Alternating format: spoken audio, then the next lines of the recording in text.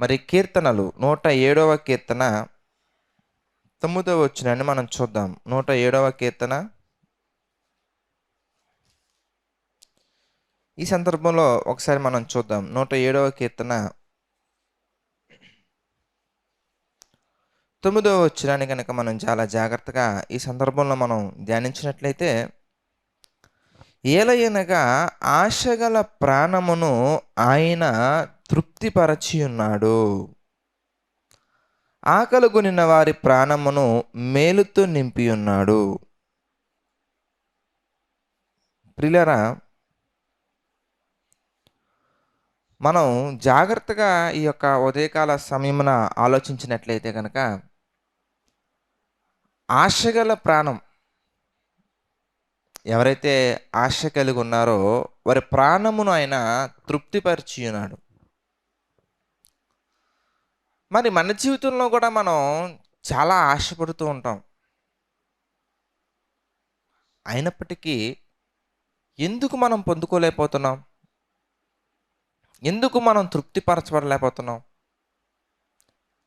ఎందుకు మన జీవితాలలో ఒక సాటిస్ఫాక్షన్, ఒక సంతృప్తి ఎందుకు ఉండట్లేదు అనేది కొన్ని విషయాలు ఈరోజు ప్రభు చిత్త ప్రకారంగా తెలియజేస్తాను.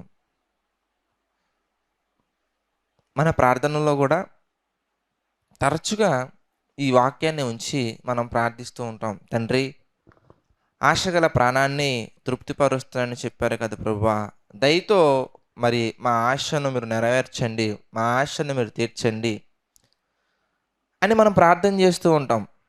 కానీ my dear brothers and sisters, మరి మనం ఆశించినప్పటికీ, మనం ప్రార్థించినప్పటికీ మన జీవితంలో కొన్ని కార్యాలు ఎందుకు సఫలం అవ్వట్లేదు, కొన్ని ఎందుకు ఆలస్యం అవుతున్నాయి, కొన్ని ఎందుకు గ్రహించలేకపోతున్నాం మనం. ఇది చాలా ప్రాముఖ్యమైనటువంటి విషయం. ఎందుకంటే మనలో చాలామంది ఒక దురభిప్రాయానికి వెళ్ళిపోతూ ఉంటారు. నేను ప్రార్థిస్తున్నానే, నేను దేవుని సన్నిధిలో మొరపెడుతున్నాను కదా, ఎందుకు నాకు సమాధానం రావట్లేదు అని చాలా చెడు ఆలోచనలతోటి మనం నిండుకొని పోతూ ఉంటాం. అయితే ఎందుకు మనం ఆశించినవి, ఎందుకు మనం కోరుకున్నవి మన జీవితంలో జరగట్లేదు, మనం ఆశించినవి మన జీవితంలో మనం ఎందుకు పొందుకోలేకపోతున్నాము అనేవి ప్రభు చిత్తమైతే ఒక 4 విషయాల్లో మీకు తెలియజేసే ప్రయత్నం చేస్తా. 4 విషయాల్లో నేను మీకు గుర్తు చేస్తాను. అంటే మనం ఒకసారి ఒక చెక్ లిస్ట్లా పెట్టుకొని మనం కోరుకున్నవి ఎందుకు జరగట్లేదు అనేది ఈ 4 విషయాల నుంచి కనుక మీరు చాలా జాగ్రత్తగా గ్రాప్ చేసినట్లయితే, ప్రార్థనాపూర్వకంగా మీరు ఈ 4 విషయాలను కనుక మీరు జాగ్రత్తగా ఆలోచించినట్లయితే, తప్పకుండా మీరు కోరుకున్నవి ఎందుకు దొరకట్లేదో, మనం కోరుకున్నవి దొరకాలంటే మనం ఏం చేయాలో అనే ఒక అవగాహనలోకి మనందరం రావడం జరుగుతుంది. అందులో ప్రాముఖ్యంగా మనం మనం బైబిల్ నుంచి చూసినట్లయితే కనుక యాకోబు పత్రిక మనం చూద్దాం. ప్రాముఖ్యంగా మనం చూస్తే యాకోబు పత్రిక 4వ అధ్యాయం, యాకోబు పత్రిక 4వ అధ్యాయంలో మనం చూస్తే 4వ వచనం మనం చూద్దామండి. యాకోబు పత్రిక 4వ అధ్యాయము 4వ వచనం మనం చూస్తే, వ్యభిచారునులారా, ఈ లోక స్నేహము దేవునితో వైరమని మీరు ఎరుగరా? కాబట్టి ఎవడు ఈ లోకముతో స్నేహము చేయగోరునో వాడు దేవునికి శత్రువగును. చూడండి, వ్యభిచారునులారా, 4వ వచనం మళ్ళీ చదువుకుందాం. యాకోబు పత్రిక 4వ అధ్యాయం 4వ వచనం మనం చూస్తే, వ్యభిచారునులారా, ఈ లోక స్నేహము దేవునితో వైరమని మీరు ఎరుగరా? కాబట్టి ఈ లోక స్నేహము దేవునితో వైరము కనుక ఎవడు ఈ లోకముతో స్నేహము చేయగోరునో వాడు దేవునికి శత్రువగును. ప్రియులారా, ఒక విషయం మనం చాలా జాగ్రత్తగా ఆలోచించినట్లయితే గనక, ఎప్పుడైతే మనం ఈ లోకముతో స్నేహము చేయాలనుకుంటామో, అప్పుడు మనం శత్రువులుగా మారిపోతున్నాం. ఎవరికి? దేవాది దేవునికి, పరలోకమందున్న తండ్రికి.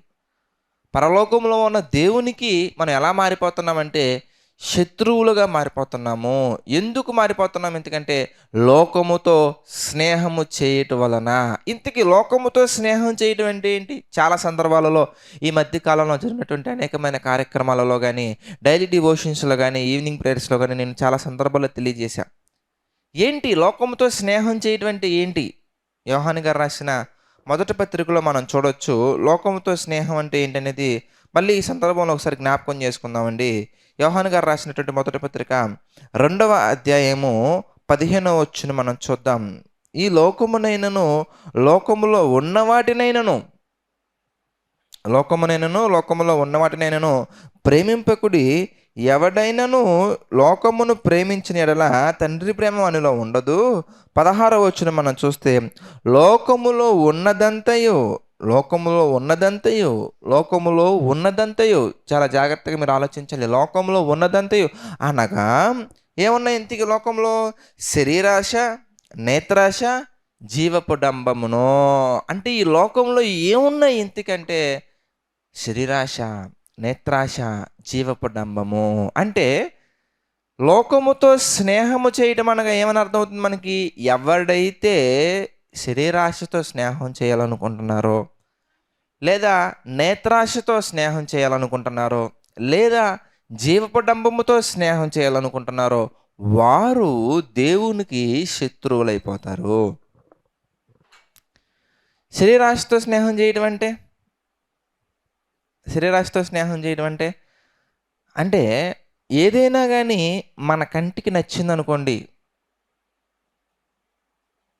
లేదా మన శరీరానికి నచ్చిందనుకోండి, మనకు అనిపిస్తే చాలు. శరీరాశ అయినా నేత్రాశ అయినా కానీ మనం ఆలోచిస్తే, నేత్రాశ గురించి మనం ఆలోచించామనుకోండి, ఏదైనా మన కంటికి కనిపిస్తే చాలు. అది మంచిదా, చెడ్డదా, దేవుని యొక్క చిత్తమైనదా, దేవుని యొక్క చిత్తమైనది కాదా, దేవుడు మనకి ఇచ్చేటువంటిదా, ఇవ్వనటువంటిదా, అసలు మనం దాని ద్వారా ఆత్మీయంగా బలపడగలమా, మన కుటుంబం ఆత్మీయంగా ఎదగగలదా, దాని ద్వారా మన జీవితం కట్టపడుతుందా, మన జీవితం ఎలాంటి దురవస్థలోకి వెళ్తుంది, ఇవేమీ మనం ఆలోచించకుండా మన కంటికి నచ్చింది మనకు కావాలి అంతే. నేత్రాశ. ఎందుకు నీకు అది? దానివల్ల నీకేంటి ఉపయోగం? దాని ద్వారా నువ్వు ఏం సాధించాలనుకుంటున్నావు? ఈ ప్రశ్నలన్నీ మనం వేసుకుని ఆలోచిస్తే, ఆ ప్రశ్నలకి సమాధానం మళ్ళీ నీ హృదయంలో వచ్చినటువంటి తలంపు కాకుండా, నీ ఆలోచనలో వచ్చినటువంటి తలంపు కాకుండా, ఇది దేవుని సంబంధమైనదా కాదా, ఇది నేను చేయటం ద్వారా దేవుడు నన్ను అంగీకరిస్తారా లేదా, ఇది దేవుని యొక్క చిత్తానికి అనుకూలమైనదా కాదా, మనం ఆలోచించాలండి. మనం అలా ఆలోచించకుండా మనకు నచ్చింది, అది ఎలాంటిదైనా కానీ, ఏదైనా కానీ. నేటి కాలంలో యవనస్తుల గురించి మనం ఆలోచించామనుకోండి, యవన తమ్ముళ్ళ గురించి, యవన కాలంలో ఉన్నటువంటి చెల్లెమ్మల గురించి మనం ఆలోచించినట్లయితే కనుక, వాళ్ళ కంటికి నచ్చితే చాలండి. వాళ్ళ కంటికి నచ్చితే చాలు. ఇంకా అది వాస్తవమా అవాస్తవమా, దాని ద్వారా ఎవరు బలపడుతున్నారు, ఎవరు బలహీనపడుతున్నారు. కొంతమంది మాట్లాడుతూ అంటున్నారండి, ఏమంటే మీరు ఈ మధ్యకాలంలో డ్రెస్సింగ్ సెన్స్ గురించి ఎక్కువ మాట్లాడుతున్నారు, మరి అమెరికాలో ఉన్నటువంటి వాళ్ళందరూ కూడా మంచి బట్టలు వేసుకుంటున్నారా ఏంటండి, అందరూ నరకానికి వెళ్ళిపోతారండి అంటే, దేవుని యొక్క చట్టానికి, దేవుని యొక్క ఆలోచనలకి, దేవుని యొక్క ఉద్దేశాలకి అమెరికా అయితే ఏంటి, అంటార్కిటికా అయితే ఏంటి, అనకాపల్లి అయితే ఏంటి, అనంతపురం అయితే ఏంటి, ఏదైనా ఒకటే, ఎవరైనా ఒకటే. రాజైనా, మంత్రి అయినా, పేదవాడైనా, ధనవంతుడైనా, బ్రతికున్నోడైనా, చచ్చిపోయినాడైనా, ఎవడైనా కానీ దేవుని యొక్క చిత్తానికి వ్యతిరేకంగా వెళ్తే గొప్ప గొప్ప సేవకులే, గొప్ప గొప్ప బోధకులనే ఆయన లెక్క చేయట్లేదు. అక్రమము చేయువాడా గెట్ ఔట్ అంటున్నాడు. ఇంకా అప్పుడు అమెరికాలో ఉన్నంత మాత్రాన గొప్పోళ్ళండి ఆళ్ళేమన్నా?